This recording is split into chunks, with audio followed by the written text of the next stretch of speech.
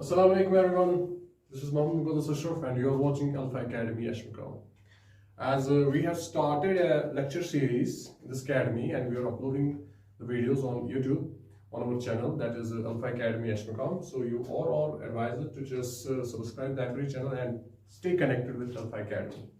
As today we will continue our topic of history, that is French Revolution, the causes of French Revolution.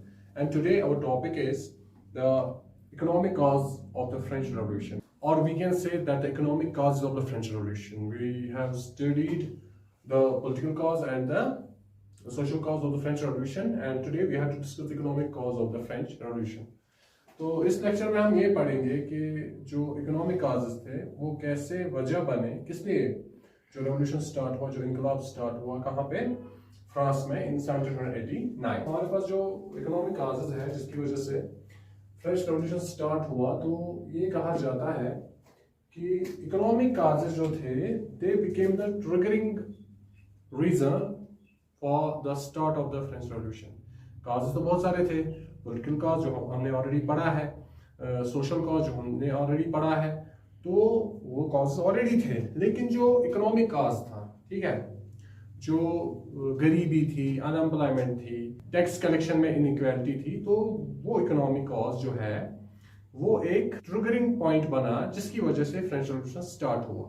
ठीक है, हर कोई revolution, revolt और rebellion जब भी start होता है तो कॉजेस तो बहुत सारे सालों से मतलब चल रहे होते हैं, बन रहे होते हैं, लेकिन फिर कोई ऐसा एक कॉज बनता है जिसकी वजह से वो बगावत शुरू हो जाती है, वो रिवोल्ट, रेबिलियन या रेवोल्यूशन क्या होता है, वो स्टार्ट होता है। तो उसी तरीके से जैसे हम एग्जांपल लेंगे the revolt of 1857 in India, जो 1857 में जो 8th क्लास में पढ़ा होगा आप सबने, 1857 में जो बगावत हुई थी, जो रेबिलियन हुआ था ब्रिटिशर्स के अगेंस्ट, तो काजेस जो थे वो 1757 से ही बनने शुरू हुए थे जब ब्रिटिश रूल स्टार्ट हुआ था इंडिया में। ठीक है, लेकिन रिवोल्ट कब हुआ? फिर एक सेंचुरी के बाद 1857 में। किस वजह से? जब उन्होंने वो ग्रीजर कार्ट्रिज यूज करने को कहा सोल्जर्स को, ठीक है, तो उन्हें लगा कि ये क्या कर रहे हैं, they are just attacking our religion. ठीक है, मुस्लिम्स को भी और हिंदूज को भी ऐसा लगा, सोल्जर्स जो ब्रिटिश आर्मी में थे, कंपनी की आर्मी में, ईस्ट इंडिया कंपनी की आर्मी में, तो उन्हें लगा कि ये हमारे मजहब पे अब हमला कर रहे हैं, तो हम ये सहन नहीं कर सकते। तो वही से फिर वो स्टार्टिंग पॉइंट बना, वो स्टार्टिंग रीजन बना, स्टार्टिंग काज बना किसका? रिवोल्ट ऑफ 1857 इन इंडिया में। उसी तरीके से जो फ्रांस में रेवोल्यूशन स्टार्ट हुआ 1789 में, उसमें काजेस तो बहुत थे, पॉलिटिकल काज, सोशल काज जो ऑलरेडी हमने पढ़ा, लेकिन जो ट्रिगरिंग काज बना जिसकी वजह से ये स्टार्ट हुआ वो था इकोनॉमिक काज। ठीक है, वो हम आगे देखेंगे कि ये काज क्यों इतना इंपॉर्टेंट था जिसकी वजह से रेवोल्यूशन स्टार्ट हुआ। इकोनॉमिक काज में ये हम कह सकते हैं कि जब भी इकोनॉमिक कंडीशन फ्रांस की खराब हुई होगी तभी जाके लोगों को ये लगा होगा कि हमारे पास एक बेहतर लाइफ नहीं है, हमारे पास अफोर्डेबल फूड नहीं है, हमारे पास एम्प्लॉयमेंट के मींस नहीं है। ठीक है, तभी जाके उन्होंने क्या किया होगा, they would have gone against their king and they would have started the revolution. तो जो इकोनॉमी होती है वही डिसाइड करती है कि एक मुल्क के लोग खुश होंगे कि नहीं, उनके पास एम्प्लॉयमेंट, उनके पास फूड होगा, उनके पास एक अच्छा स्टैंडर्ड ऑफ लिविंग है कि नहीं। ठीक है, तो फ्रांस में जब हम ये पढ़ेंगे इकोनॉमिक कंडीशन क्या थी फ्रांस की, इकोनॉमिक सिनेरियो क्या था, तो हमें खुद ही पता चलेगा कि वहां के लोग क्यों चाहते थे कि वो अपने राजा को हटाए और एक नया सिस्टम फ्रांस में एस्टैब्लिश करें। Financial crisis due to wars. France had been involved in many costly wars in the 18th century. 18th century मतलब 1700 से लेकर 1800 तक, 1700 से लेकर 1800 सी तक जो 100 साल आते हैं, that is termed as 18th century। ठीक है, तो इस 18th century के दौरान क्या हुआ था, फ्रांस ने बहुत सारी जंगें लड़ी थी, क्योंकि जो ये पास्ट टाइम था और हमें पता ही है वहां पे जो पास्ट में जो राजा महाराजा होते थे, they wanted to just expand their territories. ठीक है, वो अपनी टेरिटरीज, वो अपनी जमीन ज्यादा से ज्यादा फैलाना चाहते थे। कैसे? अपनी नेबरिंग किंगडम पे हमला करके। तो उसी वजह से जो फ्रांस में जो किंग्स थे, जो 1700 से लेकर 1800 तक रहे थे, उन्होंने क्या काम किया था, they had fought money Wars, और जिसकी वजह से उन पर, उनकी इकोनॉमी पर बहुत सारा असर पड़ा था, क्योंकि जंग तो ऐसे ही नहीं लड़ी जाती ना, उसके लिए वेपन्स लगते हैं, उसके लिए फूड सप्लाईज होनी चाहिए, उसके लिए बहुत सारी फौज होनी चाहिए, उनकी यूनिफॉर्म्स, उनके लिए जो बेसिक नेसेसिटी आइटम्स है वो, ट्रांसपोर्ट, नेवल फोर्सेस एक्स्ट्रा, ये बहुत सारी चीजें जो होती है that are too much difficult for a country to handle. तो वही क्या हुआ था, वही हुआ था फ्रांस में। फ्रांस ने लड़ी थी बहुत सारी जंगें, तो जब जंगें लड़ी थी तो पैसा तो उसी पे खर्च किया होगा उन्होंने बहुत सारा, तो जिस वजह से वहां पे फ्रांस में इकोनॉमिक क्राइसिस शुरू हुई। पैसा था ही नहीं, जो शाही खजाना था वो खाली हो गया, और खाली तो होना दूर, वहां पे वो कर्जे में डूब गए।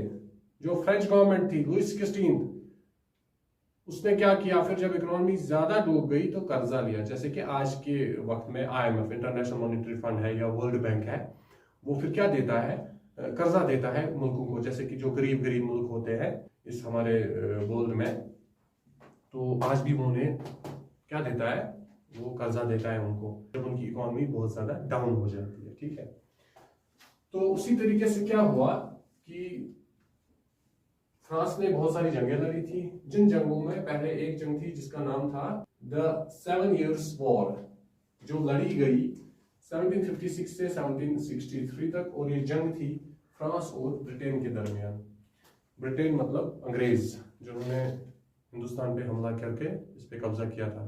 ठीक है, तो जिन्हें फिर 1947 में यहाँ से हमने भगा दिया, तो ये वही अंग्रेज थे, उन्हीं के साथ फ्रांस वालों की जंग थी। क्योंकि फ्रांस एक यूरोपियन कंट्री है, ब्रिटेन एक यूरोपियन कंट्री है, तो दोनों के बीच में क्या हुई थी, जंग। वो जंग किस पे हुई थी, जमीन पे, कॉलोनीज पे। कॉलोनीज मतलब जो ये बाकी मुल्कों पे हमला करते थे, उन पे कब्जा करते थे। जैसे कि ब्रिटेन ने अटैक करके फोर्सफुली ऑक्यूपाई किया था इंडिया को, तो इंडिया बनी थी कॉलोनी किसकी, ब्रिटेन की। उसी तरीके से फ्रांस भी कोशिश कर रहा था ऐसे ही बहुत सारे कमजोर मुल्कों पे कब्जा करने की, तो फ्रांस ने भी कोशिश की थी इंडिया पे कब्जा करने की, तो जिसकी वजह से ब्रिटेन और फ्रांस के दरमियान बहुत सारी जंगें हुई, और उनमें से एक जंग थी जिस जंग का नाम था द 7 Years वॉर। 1756 से लेकर 1763 तक ये जंग हुई, और जिसमें फ्रांस को हार का सामना करना पड़ा। ठीक है, ब्रिटेन डिफीटेड फ्रांस। ठीक है, तो एक तो जंग लड़ी 7 साल तक, और ऊपर से जीती भी नहीं, तो आप समझ ही सकते हो कि कितना बड़ा लॉस हुआ होगा फ्रांस को। ठीक है, so this was one of the reasons कि इकोनॉमिक क्राइसिस, पैसा नहीं था। और दूसरी वॉर जिसमें फ्रांस फंसा था वो क्या था, the American war of independence. 1775 से लेकर 1783 तक American war of independence. America पे कब्जा किया था ब्रिटेन ने, अंग्रेजों ने, जिन्होंने हम पे कब्जा किया था। ठीक है, तो जो ब्रिटेन वाले थे ना, जो अंग्रेज थे, वो अमेरिका भी पहुंच गए थे, उसको भी, अमेरिका को भी अपनी कॉलोनी बना लिया था उन्होंने। तो फ्रांस ऑलरेडी हार चुका था ब्रिटेन से, तो जब कोई आपको हराए तो आपके दिमाग और दिल के अंदर तो उसके लिए रहती है ना नफरत, कि कब मुझे मौका मिले और मैं उससे अपना बदला ले लूं। तो उसी तरीके से फ्रांस के अंदर भी ये गुस्सा था, ये जिद थी कि ब्रिटेन को अगर मैं हरा नहीं पाया, लेकिन फिर भी इसका तो नुकसान मैं करके रहूंगा। और जब अमेरिका वालों ने, जो कॉलोनी थे किनकी, ब्रिटेन की, मतलब ब्रिटेन का कब्जा था अमेरिका पे, तो जब अमेरिका वालों ने रिवोल्ट स्टार्ट किया, रेवोल्यूशन स्टार्ट किया, किनके खिलाफ, ब्रिटेन के खिलाफ, तो फ्रांस को एक अच्छा मौका लगा कि मैं कैसे किनको, ब्रिटेन की इज्जत की धज्जियां उड़ाऊं। अमेरिका को हेल्प करके, उनको वेपन्स देके, उनको आर्मी देके, उनको स्ट्रांग बनाना, ब्रिटेन को हराना, ब्रिटेन को अमेरिका से भगाना, ब्रिटेन की इज्जत खत्म, फ्रांस की इज्जत ऊपर। तो ये फ्रांस का मोटिव था, और फ्रांस ने किया भी यही। फ्रांस ने हेल्प की अमेरिका को हर किसी लिहाज से, किसमें, the American war of independence में। तो जब ये जंग हुई तो 1775 से लेकर 1783 तक, तो इसमें अमेरिका इंडिपेंडेंट हो गया, ब्रिटेन को मुंह की खानी पड़ी। ठीक है, लेकिन फ्रांस कंगाल हो गया, है ना।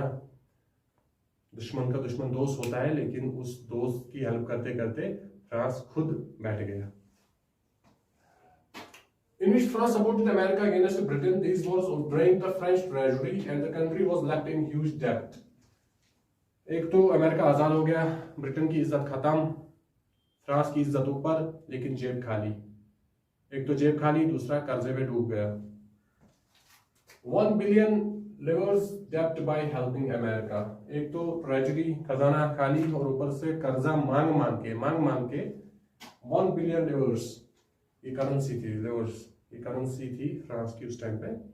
तो 1 बिलियन लिवर्स उनका ये डेब्ट में चले गए, कर्जे में चले गए फ्रांस गवर्नमेंट।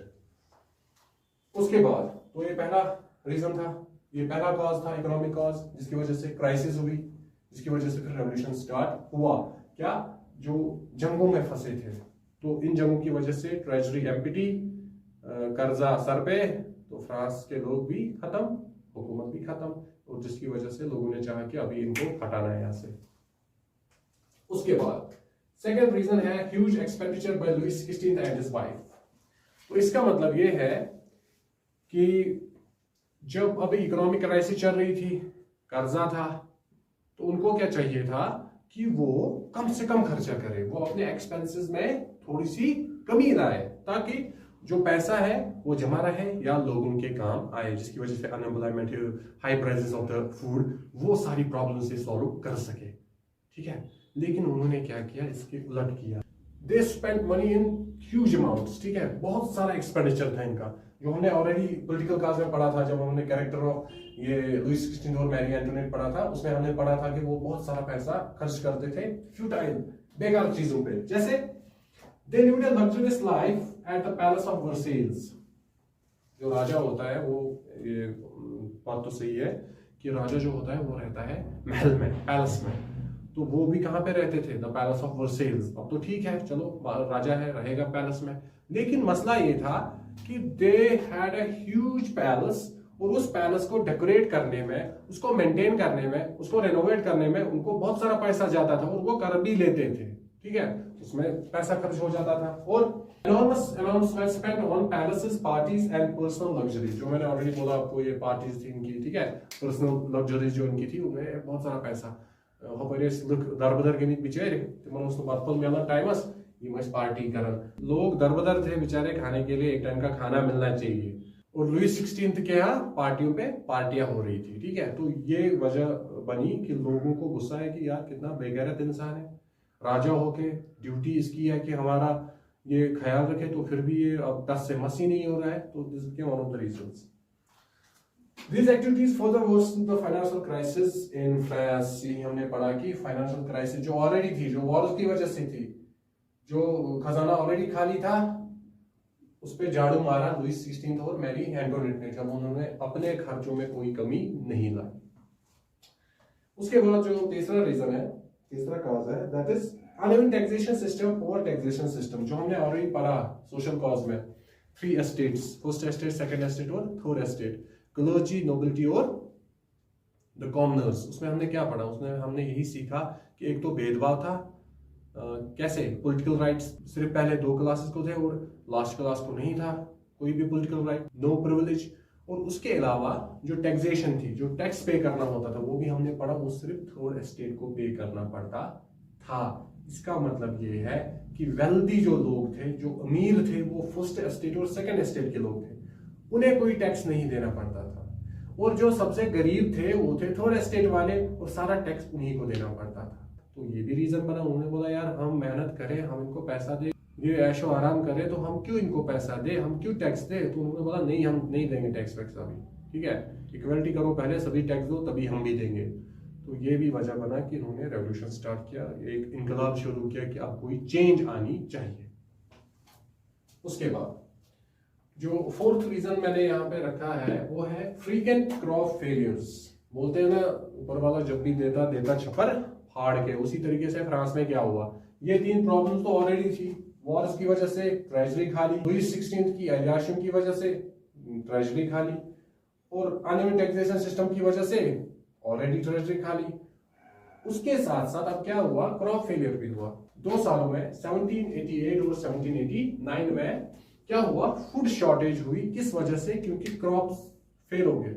ऑलरेडी जो प्रॉब्लम्स थी, पैसा ही नहीं था लोगों के पास, ऑलरेडी प्राइसेस हाई थे, ठीक है, अनएम्प्लॉयमेंट थी, तो अभी उसके साथ और एक वजह ऐड हो गई, वो ये थी कि फूड क्राइसिस हो गई, क्योंकि जो क्रॉप्स थे वो फेल हो गए, उतनी पैदावार नहीं निकली, तो फूड जो था मार्केट्स में, जो फूड अवेलेबिलिटी थी फ्रांस में उस टाइम 1789 में, वो भी कम थी, और उसका जो इफेक्ट पड़ेगा वो हम आगे देखेंगे। जो ये शॉर्टेज ऑफ फूड थी उसकी वजह से क्या प्रॉब्लम हुई। फिर Which led to the severe food shortage। ये हमने ऑलरेडी पढ़ा कि फूड शॉर्टेज हुई जब क्रॉप्स ही कम निकले, जब पैदावार ही कम निकली, जब एग्रीकल्चर प्रोड्यूस ही कम निकला तो ऑलरेडी शॉर्टेज ऑफ फूड होगी।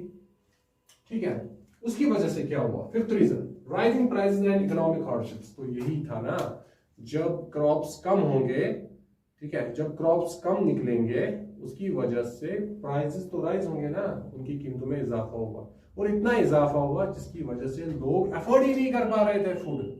और कौन सा फूड?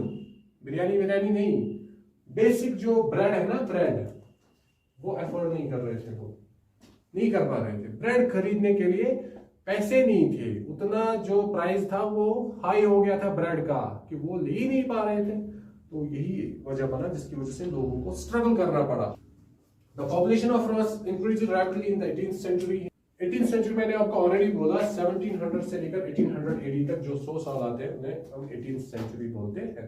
तो उस 18th सेंचुरी में क्या हुआ कि फ्रांस की पॉपुलेशन इंक्रीज हुई, फ्रांस की पॉपुलेशन इंक्रीज हुई, but food production was affected due to crop failure. लेकिन जो फूड प्रोडक्शन थी, अब जब पॉपुलेशन इंक्रीज हुई तो होना तो ये चाहिए था ना कि क्रॉप्स भी ज्यादा प्रोड्यूस हो जाए, फूड अवेलेबिलिटी ज्यादा रहे पॉपुलेशन को। लेकिन हुआ इसके उलट, पॉपुलेशन बढ़ रही थी लेकिन क्रॉप प्रोडक्शन जो है वो डिक्रीज हो रही थी। तो उसकी वजह से भी क्या होगा? फूड शॉर्टेज तो होगी। This resulted in increasing price of bread and basic goods. तो जो भी बेसिक आइटम्स थे, ब्रेड बेसिक आइटम है, ठीक है, तो उनके प्राइसेस इतने राइज हुए कि लोग अफोर्ड ही नहीं कर पाए। इतना प्राइसेस राइज हुए कि फिर झगड़े शुरू हुए। और रेवोल्यूशन जो है ना, फ्रेंच रेवोल्यूशन, वो स्टार्ट ही ऐसे ही हुआ कि फूड के लिए लोग लड़ पड़े। उसी वजह से फ्रेंच रेवोल्यूशन स्टार्ट हुआ। किस लिए? फूड के लिए। इसीलिए कहते हैं कि जो इकोनॉमिक काज था, that was the starting point of the French revolution, that was the triggering point of the French revolution, जिसकी वजह से फ्रेंच रेवोल्यूशन स्टार्ट हुआ। जो क्राइसिस थी, इकोनॉमिक क्राइसिस, उसकी वजह से फूड शॉर्टेज हुई। जो फूड शॉर्टेज हुई तो लोग अफोर्ड ही नहीं कर पाए क्योंकि प्राइसेस राइज हो गए। तो फिर जब लोगों को कुछ सूझा ही नहीं कि हम करें क्या, पैसे तो है नहीं, तो वो सीधा मतलब लड़ने लगे। उन्होंने दुकानदारों पे हमला किया, वहां से खाने का सामान चुराया, ठीक है, दंगे शुरू हुए, राइट्स शुरू हुए, तो जिसकी वजह से ये फ्रेंच रेवोल्यूशन स्टार्ट हुआ। उसके बाद the food became unaffordable for poor. ये हमने ऑलरेडी बोला कि जो थर्ड एस्टेट के लोग थे, उसमें जो वो पीजेंट्स, पुअर फार्मर्स, आर्टिजन्स और वर्कर्स, फैक्ट्री वर्कर्स थे, तो उनके लिए फूड अनअफोर्डेबल बन गया। The poor suffered from hunger, unemployment and poverty। तो जिस वजह से हंगर, भुखमरी, अनएम्प्लॉयमेंट, रोजगार था ही नहीं, पॉवर्टी और गरीबी से लोग क्या हुआ, वो मरने लगे इन चीजों से, ठीक है। और जिसकी वजह से फिर उनमें एक ही चीज लगी कि अब तो या तो मरना है या तो कुछ करना है, तो उन्होंने रेवोल्यूशन स्टार्ट किया। तो ये था हमारे पास क्या, इकोनॉमिक कॉज, जिसकी वजह से फ्रेंच रेवोल्यूशन स्टार्ट हुआ। सिंपली इकोनॉमिक कॉज, जिस वजह से फाइनेंशियल क्राइसिस हुई, किस वजह से? ड्यू टू वॉर्स, जो फ्रांस ने जंगें लड़ी थी। उसके बाद huge expenditure bye Louis 16 and his wife, जो ज्यादा पैसा इस्तेमाल करते थे, जरूरत से ज्यादा, पैसे थे ही नहीं, फिर भी हमको कर्जा लेके गाड़ियों में घूमना है, तो ये वजह बनी, ठीक है, एग्जाम्पल थी। तो uneven taxation system, poor taxation system, ऊपर से जो टैक्सेशन सिस्टम वो ऑलरेडी इनइक्वालिटी पे बेस्ड था, तो उसकी वजह से भी। फ्रीक्वेंट क्रॉप फेलियर्स, तो ऊपर वाले ने भी बोला कि चलो अब जब इतना हो ही गया है तो ये भी कर लेते हैं, क्रॉप फेलियर भी कर दिया, हो गया, तो क्रॉप फेलियर भी हो गया वहां पे, तो ये भी फिर क्राइसिस में इसने इजाफा किया, इकोनॉमिक क्राइसिस में। And the last one, that is rising prices and economic hardships. और फिर जब लोग मरने लगे खाने के लिए, ठीक है, खाना मिल ही नहीं रहा था, इतना महंगा हो गया था, तो उसकी वजह से फिर रेवोल्यूशन उन्होंने अल्टीमेटली स्टार्ट किया। तो यहाँ पे मैंने इसका रिजल्ट लिखा है कि जो इकोनॉमिक क्राइसिस थी फ्रांस में, उसकी वजह से पब्लिक एंगर, लोगों में गुस्सा पैदा हुआ, ठीक है, और जिस गुस्से की वजह से फिर फ्रेंच रेवोल्यूशन स्टार्ट हुआ, ठीक है। तो ये हमारा आज का लेक्चर था। तो हमने 3 काजेज, जो मोस्ट इंपॉर्टेंट काजेज, उसके बाद भी थोड़े से काजेज हैं, जैसे कि influence of the enlightenment ideas, वो एक हमें पढ़ना है, ठीक है। तो जो मैक्सिमम इसमें इंपॉर्टेंट जो काजेज थे वो यही थे, पॉलिटिकल, इकोनॉमिक एंड सोशल, जो तीनों हमने कंप्लीट किए। तो मेरा मोटिव जो रहता है कि आप पढ़ो, लेकिन पढ़ने का कुछ फ़ायदा होना चाहिए, ठीक है। तो हम डिटेल में इसीलिए पढ़ रहे हैं, मैं डिटेल में इसीलिए पढ़ा रहा हूँ कि जितना भी हम पढ़े वो परफेक्ट होना चाहिए, ताकि जो आप 10th में पढ़ोगे वो आगे जाके आपको ग्रेजुएशन में भी क्या लगे, वो ज़रूरत में आपको आए, वो ग्रेजुएशन में भी आपको ज़रूरत आए। ऐसा नहीं है कि हम सिर्फ किताब पे रट के थोड़ा सा वहाँ पे लिखा है, डायग्राम्स बनाई हुई है तो इतना ही चलेगा, नहीं, ऐसा नहीं होता है। अल्फा एकेडमी जो है उसका यही मोटिव रहता है कि everything that we study should be specialized and it should be perfect. So study well, and if you want to be alpha, you have to join alpha. So like, share and subscribe. Thank you very much.